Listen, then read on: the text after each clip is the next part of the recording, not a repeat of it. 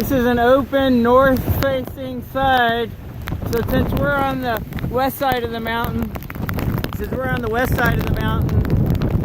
storm, since we're on the west side of the storm, good gravy, it's windy.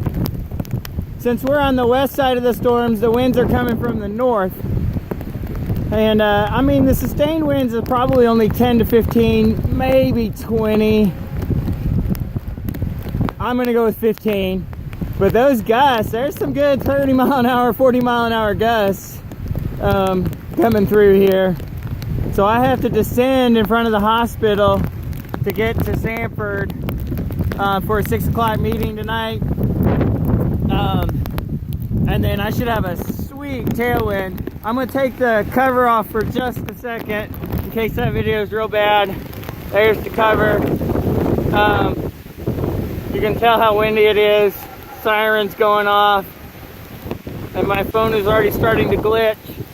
So just wanted to get a video. Here's a gust. That's coming right now. With the wind coming through. Alright, that's it for now. If I can stop this.